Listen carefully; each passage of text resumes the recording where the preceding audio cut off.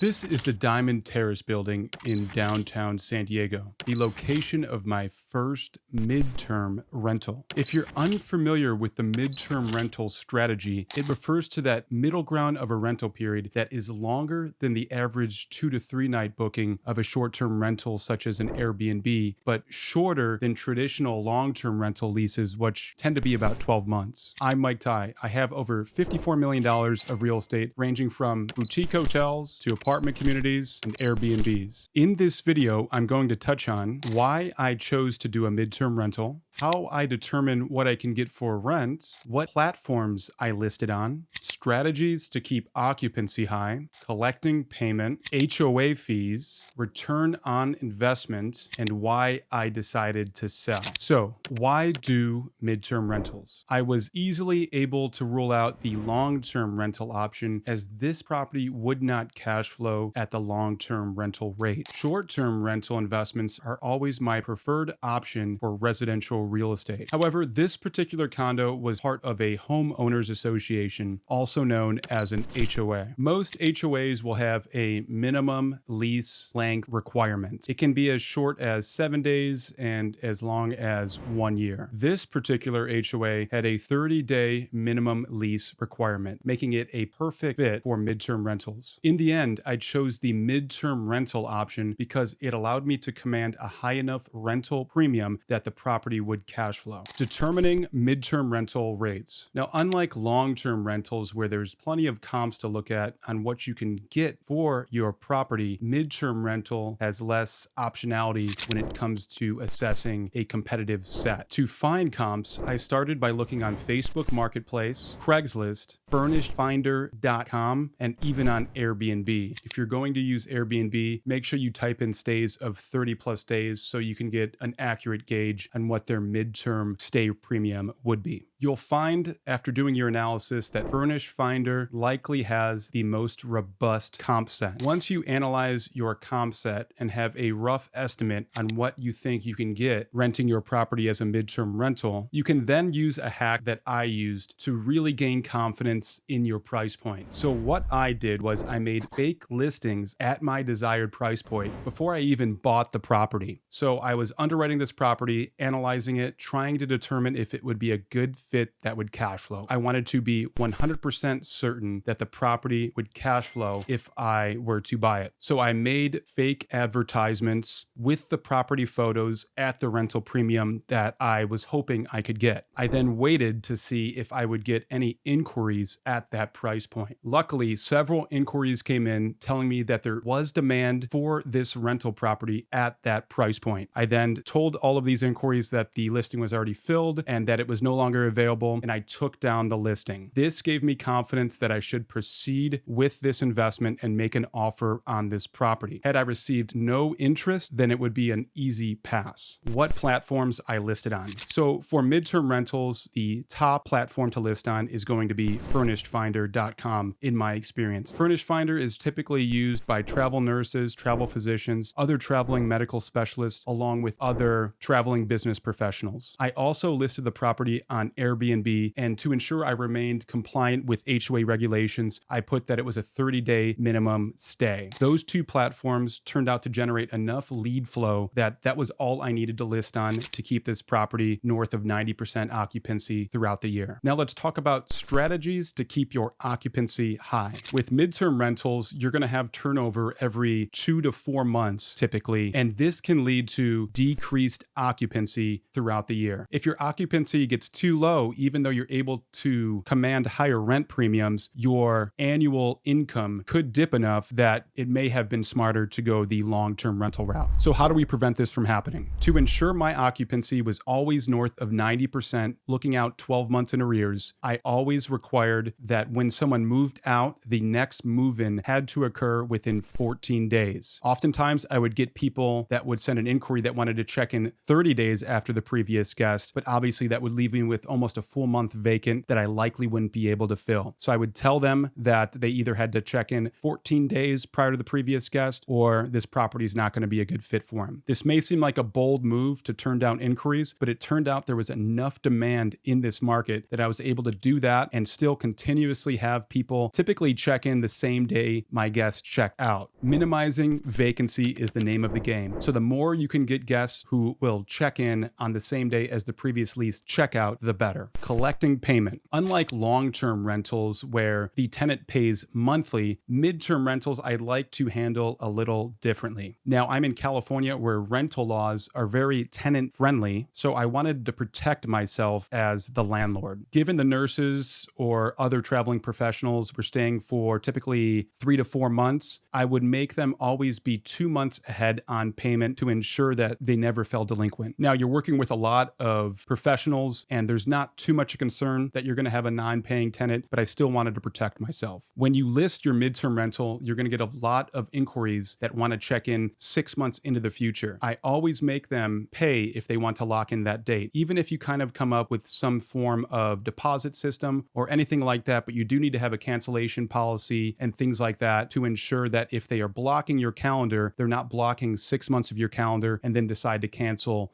2 weeks before their expected move-in date. So make sure to collect money up front and make sure to establish a refund policy with the guest that is very clear to them. Get all of this written in your lease agreement with the guest. Yes, for midterm rentals, you still want the guest or your resident to sign a lease agreement. HOA fees. This one is relevant for my condo because it had an HOA. When I first purchased the condo in 2017, the HOAs were right around $335. Fast forward 5 years later to 2022, and the HOAs nearly doubled to $650. I only bring this up because I want you to be careful that if you are purchasing a property with an HOA, to expect that HOAs will always go up. They will never go down. Also, in the introduction to this video, I referred to HOAs having minimum lease requirements. Where do you find that information if you're interested in buying a property that has an HOA? You turn to the CC&R documents. If you're not familiar with what this is, ask the HOA and they're required to provide it to you. In the CC&Rs, you can see their minimum stay requirements. Now, obviously, if their minimum stay requirements are longer than 1 to 2 months, I would not buy that property for midterm rentals. Many have 1 year minimum